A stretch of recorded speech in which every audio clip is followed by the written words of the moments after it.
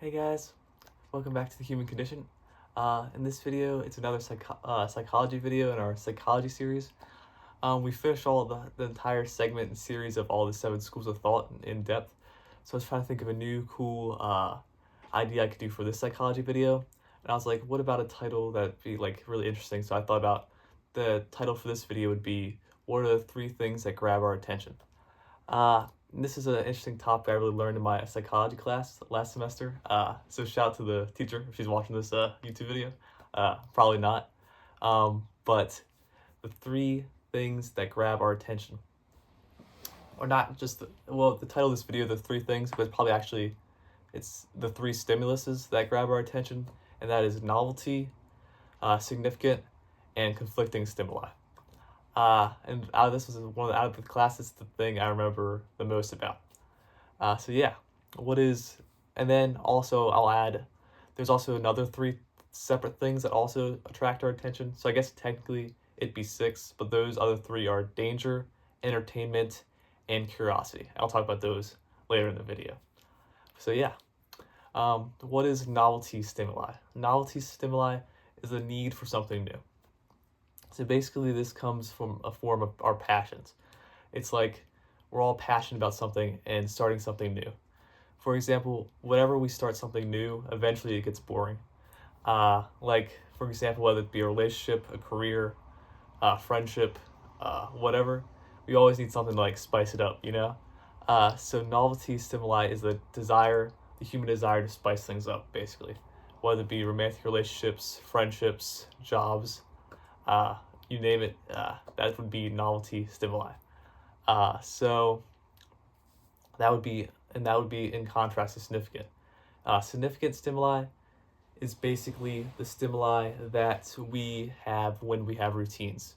It's like taking that passion and turning it into our discipline.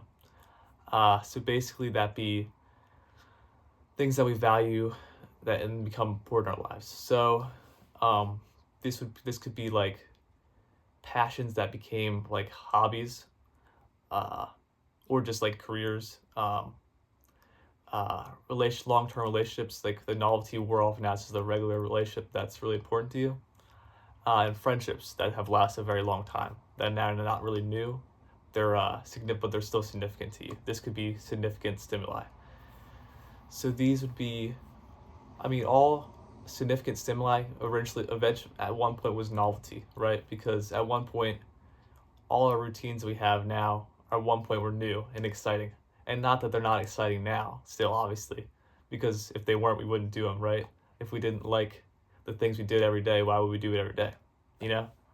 So, significant stimuli, I don't want to say it's like boring, but it can get boring just a tad bit every once in a while if you don't spice it up. It's like the desire to try something new, like try a new game. Like if you're into video games, try a new video game. If you're into reading, read a new book. If you're into, that'd be novelty. If you're into painting, paint a new picture, you know? And then significant stimuli would be like trying to do something over again, like painting the same picture you already painted before, playing a game that you played a long time ago, or just really like over and over again.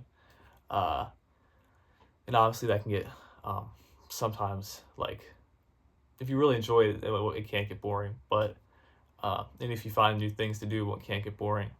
But if you do the exact same thing over and over, I guess it can potentially get boring every once in a while. So that is significant stimuli.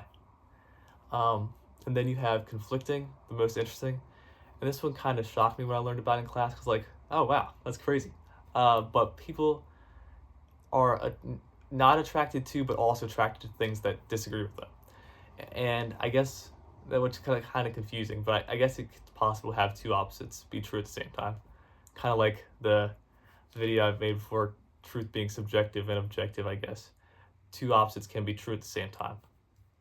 This being said, I kind of guess forgot to talk about this in my defense mechanism video, but there is one defense mechanism called confirmation bias, and that is ignoring all things that conflict with our views. But there's also something called cognitive dissonance, and this can be kind of like similar to confirmation bias, but a little different. in the sense, and this can kind of be similar to conflicting stimuli that we're attracted to. I'd say sometimes we want to hear information that disagrees with us because 90% of the time, just as people in general, we don't want to change our opinions, which is a shame, but sometimes we do. And then opinions that conflict with us, we kind of, we either deny, live in denial, and try to rationalize our own understanding of things, or we genuinely try to take on these opinions, one of the two. And that feeling of our own opinions versus another opinion, that's something called cognitive dissonance.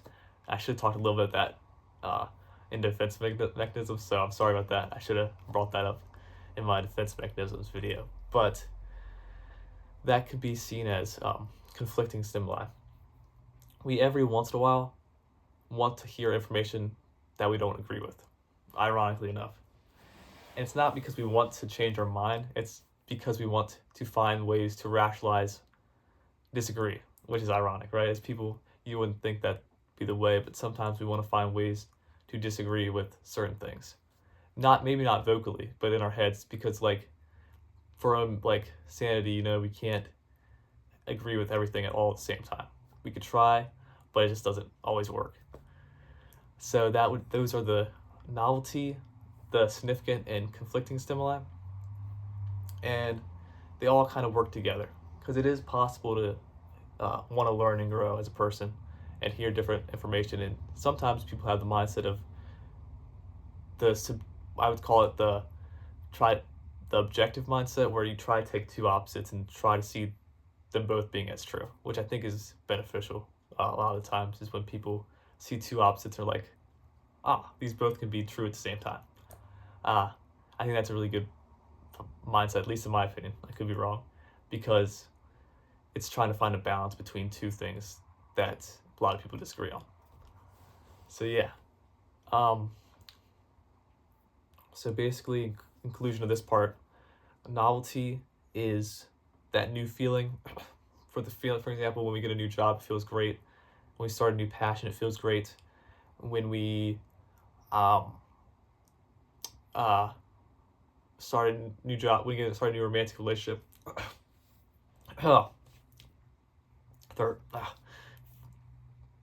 Dang, that hurt. Or we start a new friendship, it all feels pretty good. And if we truly enjoy the things, that feeling doesn't go away. But sometimes with the reason why couples always do new things is because, after you've known each other for a really long time, you kind of want to spice things up. Not always, but sometimes. Friendships in general, also, if you do the same things all the time, you want to spice that up. Jobs, passions, whatever it may be. Whatever lit thing you're doing, you kind of want to spice it up occasionally. So that's how novelty, and then once that thing that we just started, whatever it is, becomes really important to us, because when it first starts off, it feels good, but it's not as important to us, and then it becomes significant, and then conflicting is stuff that we either want to be open to or want to rationalize our own ideas and can not change our opinions. So those are the three things that grab our attentions. At least in my opinion, and based off the class I learned, my human relations class I just had last semester. So shout out to that teacher, awesome teacher, fire class, pretty lit. So and then the three other things are danger, entertainment, and curiosity. Naturally, as people want to learn new things, I believe I was going to say this for a video, but I have this mindset is no matter what person is in this world, every person's opinion is valuable. You don't want to discredit anyone's opinion, because everyone sees some truths are objective, right? But some truths are subjective. And just people's opinions, perceptions, you'll never know unless you truly get to know their opinions. And subjective truth can become objective once we share it. So I think, at least in my opinion, I could be wrong, it's important to take every person's opinion into consideration, because everyone sees the world in different ways, and their truth can become your truth. It's like, or their opinion can become your opinion once they share it with you, right? So everyone has their own, there's one objective truth, obviously, and now we all try to think of our own way is that way, but we all have our own subjective truths. And so it's important to take everyone's opinion into consideration, because they can provide, even if you don't think this person has insight into something, they might have more insight than you could have thought of. Everyone has different insights, is my point. I guess I'm trying to make different things that we might not thought of before. So that's why every person's opinion is pretty valuable, pretty lit, I guess, in my opinion. I could be wrong. But that being said, danger, entertainment, and curiosity. Oh yeah, curiosity is the desire to know more, because the more you know in life, the more comfortable you feel. However, I would say knowledge is power, but ignorance is also bliss. Two conflicting things. You're probably like, that doesn't make sense. How can both be true? But I think a lot of times ignorance is bliss. You can get more in life just not knowing what you're doing sometimes. However, you have more power technically if you have more knowledge. So it's a catch-22. Do you want more power and freedom but with more responsibility, or do you want less freedom but less responsibilities? So I feel like the question is, do you want more knowledge but all that responsibility in life, all that burden to know all the bad things and all the good things? Or would you just rather not know those things and not feel all that weight? And that's like a deep question I could probably make a video on maybe in the future. So that's curiosity. People naturally want to know things, are curious, and because people want to have a sense of control in life. Usually it's over just themselves. Usually sometimes when people feel like they don't know things, they feel like they can't have control over themselves. And that's where curiosity stems, because people want to feel like they have, at least if they can't control the world around them, it's safe to feel like they at least control themselves based off the knowledge they have. So that's curiosity. Danger, people don't want to be in pain. So, it kind of sucks to be in pain. So people are very observant of things that can be seen as danger. So sometimes people, like in I think I briefly mentioned my evolutionary psychology video, people might overestimate danger, like anxiety, they have anxiety, because it's safer to be wrong about something that could cause you a threat than not to think something's a threat and then end up being a threat. So that's danger. And then entertainment. People get bored very easily. And in my mind, I think boredom really comes from wanting to do something but not feeling like you're not able to do it. I think that's what boredom comes from. Having a goal in your mind but not being able to achieve it. So there's that confliction, like, oh, I want to achieve this, but I just don't feel like I can right now because I'm not for example, like if you're in school, the main reason people are bored is because they have other things they want to do in their mind, and it's because they can't do it. So in my opinion, boredom comes from, it's a mindset of wanting to do something that you feel like you can't do. And the best way to change it is to find out what you can do in the certain scenario you're in, I guess. So yeah, so that's entertainment, and how boredom drives our need to seek for entertainment and our attention to entertainment. And then the final one would be danger.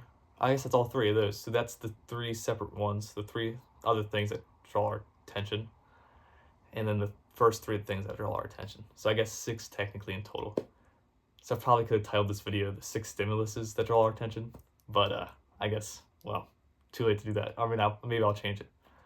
But in conclusion, you got novelty, the new things, the fresh things that we always seek in life always draw our attention. The things that we value in life, our family, our friends, obviously are very important to us. This would be considered significant stimuli. Conflicting stimuli, things that kind of aggravate us, but we're aggravated because we don't understand it and we want to know more about it. That would be conflicting stimuli. Curiosity, Wanting to feel more in control of our lives comes from seeking knowledge, in my opinion.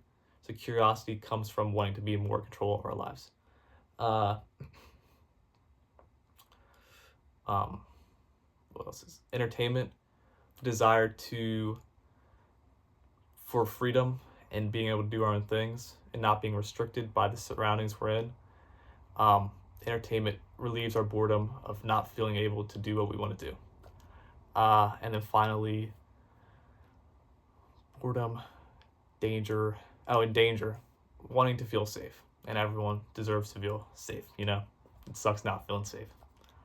So yeah, these were the three what are the three things that grab our attention, or the three stimuluses that grab our attention? I guess it turned out to be 6.